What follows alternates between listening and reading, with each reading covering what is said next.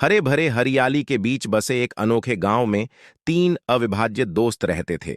विक्रम, रोहन और प्रिया। उनका बंधन अटूट था। उनके कारनामे पौराणिक थे।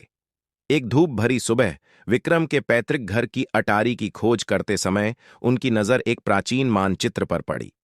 मानचित्र ने गांव के बाहरी इलाके में घने जंगल के भीतर छिपे एक छिपे हुए खजाने का संकेत दिया। रोमांच की संभावना से उत्साहित होकर उन्होंने खजाने का पता लगाने के लिए खोज शुरू करने का फैसला किया। दृढ़ संकल्प और सौहार्द की भावना से लैस तीनों ने जंगल में प्रवेश किया और भीतर छिपे अज्ञात खतरों का सामना किया। जैसे जैसे वे जंगल में गहराई तक यात्रा करते गए, उन्हें विभिन्न बाधाओं का सामना करना पड़ा, जिन्होंने उनके साहस और मित्रता की परीक्षा ली। चुनौतियों के बीच विक्रम, रोहन और प्रिया ने अपने भीतर छिपी शक्तियों की खोज की। विक्रम की दिशा की गहरी समझ ने घने जंगलों में नेविगेट करने में मदद की। रोहन की संसाधनशीलता ने उन्हें खतरनाक जाल से बचाया और प्रिया की अटूट आशावाद ने उनकी आत्माओं को ऊंचा रखा।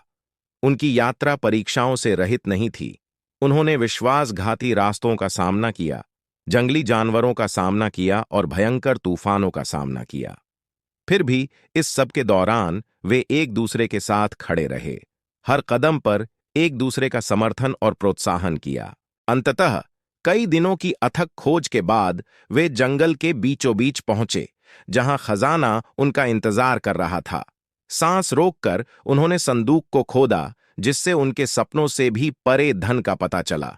लेकिन खजाने से भी ज्यादा कीमती वह बंधन था जो उन्होंने साझा किया था, जो विपरीत परिस्थितियों में बना था और उनके आपसी विश्वास और दोस्ती से मजबूत हुआ था।